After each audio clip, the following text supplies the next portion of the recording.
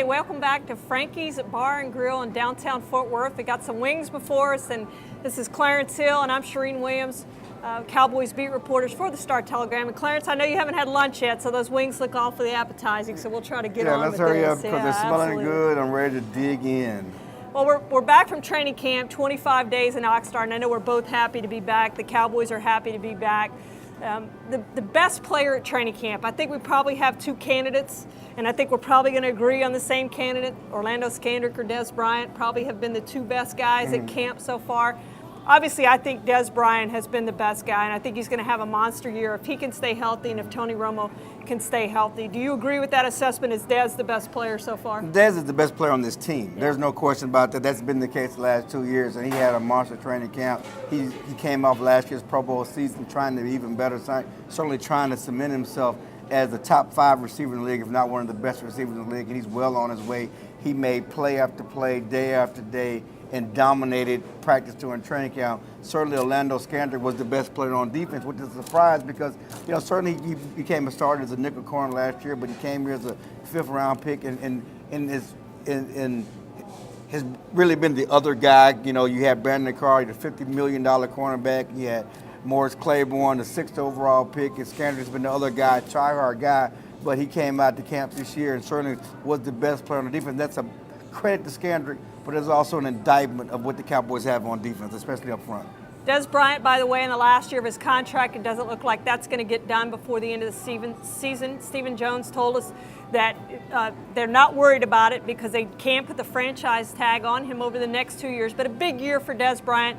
Coming into that contract, can get the big contract, and we all expect him to get a long-term contract and them not to have to put the franchise tag on him. Well, and the thing about it is they want him for long term, and the issue with the contract with Dez and the Cowboys is not about wanting him here. It's about what do you pay him. We're talking about contracts of $20 and $30 million, and the Cowboys still have some concerns about if he gets this money, how's he going to act then? You talked about Tony Romo and the fact that I said he needs to stay healthy for Dez to have the big year. So let's talk about Romo. He's coming off that back surgery December 27th to repair the herniated disc. I think everyone's had a sigh of relief by the way he looked in those 2 series, 16 plays, including 2 holes against the Ravens, and he's supposed to play a little bit more than that this Saturday. Do you like what you've seen out of Romo so far? I think he looked like he made some good throws in that game the other night. Well, so far so good, and he does look good. The problem with the issue with Romo and the Cowboys is he's had back surgeries in back-to-back seasons. All it takes is one hit, one game when, everything we saw, everything that you're excited about is not there anymore. And that's the question, his age and the back issues. And certainly the Cowboys have been smart about Romo. They've never practiced him more than consecutive days. As we've said, they kept him in bubble wrap for much of the preseason, certainly much of training camp, limiting his throws, not just, keeping him off the field, but limiting his throws when he was on the field. He only threw to Dez Bryant and Jason Witten. He didn't waste any throws to the 5th, 6th receivers. No undrafted free agents. They got no balls from Tony Romo. So, they were smart about trying to do that. But again, so far so good. But again, when you have a back, and he has coming off back-to-back back surgeries and back-to-back seasons, there's a lot for me to say. But Tony Romo Troy Aikman retired at the age of 34, the same age Romo is now, because of back issues. No question. He missed 5 of 16 practices, by the way. It was by design. They didn't have him in 3 consecutive practices during training camp, and he missed 1 practice since they've returned from Irving, keeping with that cautious approach with Tony Romo. I don't think we're going to really learn how Tony Romo is fully until we get into the regular season, and he does take some of those hits you're talking about, and he either gets up or he doesn't get up. But you mentioned the defense, and we can't leave here without talking about this defense and how poorly they played last season, 3rd worst in NFL history, and they lost 3 of their best players this offseason. 1 was released, 1 to free agency, and then, of course, Sean Lee to the knee injury, pretty devastating for him. For this defense to be good, who is the one player you're going to look at who you think really has to be a difference maker? And we've talked about there's that lack of difference makers right now on this defense. But if you're looking for one player on this defense to be the difference maker, who do you think that has to be? Well, the Cowboys are hoping and gambling, and the reason why they signed him, traded for him, is Rolando McClain, the linebacker who was the 8th overall pick of the Oakland Raiders in 2010. Had a couple of good years, but quit football, was cut, contract detrimental to the team, did not get along with Dennis Allen, the good guy from Bedford. Cut in Oakland, signed with Baltimore, and sat out of football last year after retiring twice. It's interesting, the Cowboys had to talk him out of retirement, and he's been showing some signs of that playmaking talent that got him drafted 8th overall, and he was an All-American at Alabama. Again, this defense needs a difference maker. We talked about watching training camp practice every day, and you had beasts on offense. You had guys that looked the part on offense.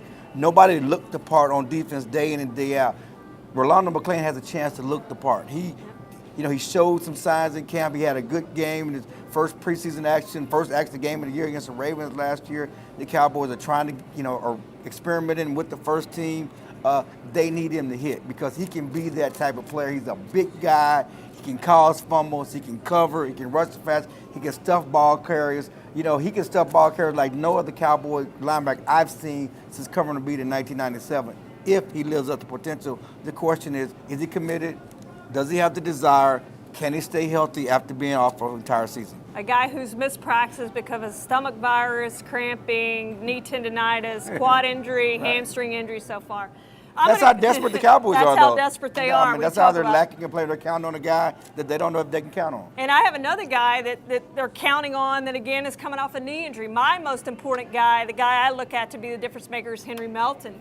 Of course, tore that ACL last year in the 3rd game with the Bears, and it's coming off that. We all know it usually takes 2 years till you're back 100% from that knee injury, but they really need him to play well. The 3 technique is the most important position in Rod Marinelli's defense, and to me, I think he has to control the line of scrimmage. He has to take 2 offensive linemen with him, and if they don't have to worry about him, which they did worry about Jason Hatcher last season, and they still had the 3rd worst defense in NFL history, but if they don't have to worry about that 3 technique, I think this defense will be the worst defense in NFL history. I think he's, to me, the most important player, but there's others. Obviously, we didn't mention Mo Cleburne, how he needs to step up now in his 3rd year and has missed so many preseason games, so many practices with injuries. They need him to step up, and some other guys in that defense. DeMarcus Lawrence at right end, Absolutely. the guy they drafted in the 2nd round to really be the replacement for DeMarcus Ware. He's going to miss 5 or 6 games, after going down with the injury in training camp, and they need a pass rusher. The thing about Henry Melton, I love him from a Longhorn, his success in Chicago also came with the fact that he had a dominant guy on the outside in Julius Peppers who was drawing double teams. They don't have a dominant pass rusher on the outside right now. They don't, and they need that. And they need Bruce Carter to step up, too. We didn't even mention his name, and he may earn a spot on the bench because he doesn't step up. Right. A lot of things go into this before the season starts. We'll know more in a couple of weeks as we get into the season. We appreciate you joining us. Join us more for StarTelegram.com, where you can have blogs and all the headlines, and we'll be back with you soon. Clarence, enjoy your wings. Wing time.